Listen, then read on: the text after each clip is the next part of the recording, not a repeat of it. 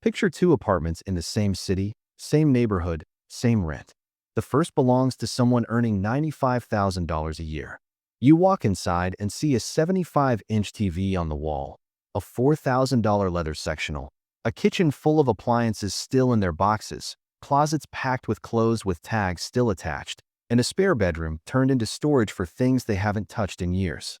This person checks their bank account with a knot in their stomach because they're two missed paychecks away from disaster. The second apartment belongs to someone earning $52,000 a year. You walk inside and notice space, a modest couch, a reasonable TV, a kitchen with only the tools that get used, a closet full of clothes that actually get worn, and a spare bedroom that is just a bedroom. This person checks their bank account calmly. They have 18 months of expenses saved and invest 20% of every paycheck. Same neighborhood, half the income, nearly 10 times the financial security. This isn't a story about income. It's a story about the hidden relationship between stuff and money. The first person isn't irresponsible. They don't gamble and they don't have addictions. They just built a lifestyle that requires every dollar they earn to survive. The second person learned something that changed everything. Owning less doesn't mean living worse. It means living deliberately, and deliberate living creates financial margin that most high earners never experience. Today I'm going to show you the minimalist money rules that separate people who always have money from people who never do regardless of income. These aren't about deprivation.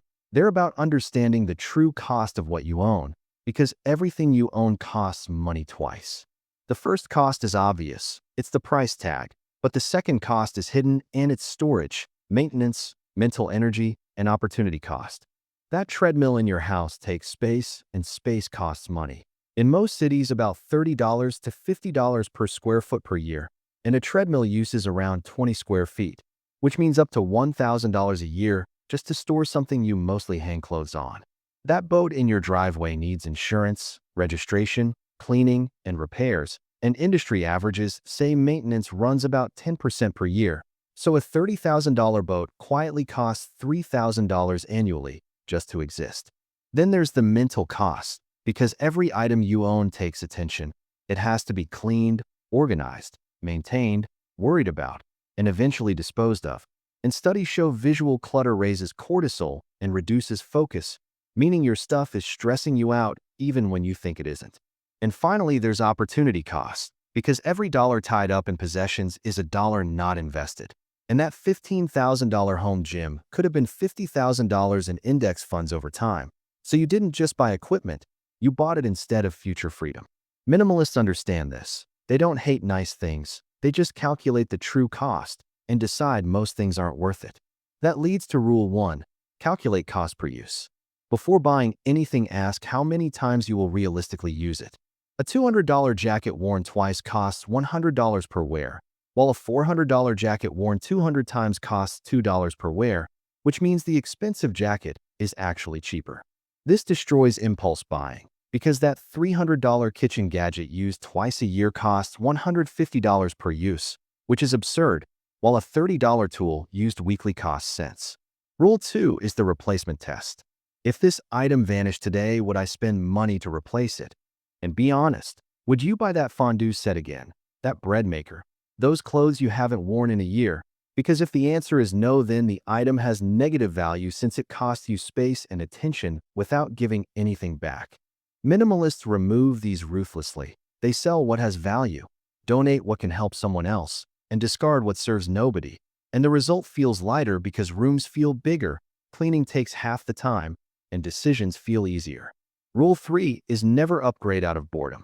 Your phone works, your TV works, your car runs, and your furniture does its job, but newer exists and shinier exists and slightly better exists, and that's not progress.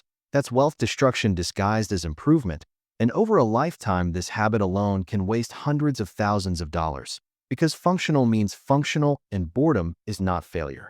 Rule 4 is make spending hard and saving easy by deleting shopping apps, removing stored cards, unsubscribing from promotions, and waiting 24 hours before non-essential purchases while automating investing, saving before you see the money, and treating savings like rent, because willpower fades but systems don't. Rule 5 is count your possessions, how many shirts you own, How many shoes? How many kitchen gadgets? Because most people guess low, and once you know you own 47 shirts, buying the 48th feels ridiculous. So minimalists set limits and use one in, one out.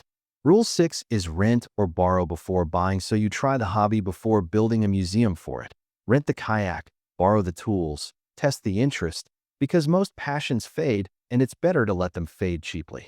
Rule 7 is understand the lifestyle multiplier, because a boat needs a trailer, storage, supplies, clothing, and maintenance. So one purchase becomes an ecosystem, and the same works in reverse, because selling the boat deletes an entire category of expenses. Rule 8 is define enough, because most people never do and their lifestyle grows until it eats their income. But enough is a finish line, and without one you run forever. Rule 9 is measure wealth by options, not objects, because real wealth is being able to leave a bad job, take time off, move cities, or start something risky, not the car, not the TV, and not the house. Rule 10 is declutter cyclically, not once a year, but constantly, with small removals and ongoing awareness, because prevention beats purge. Here's the truth.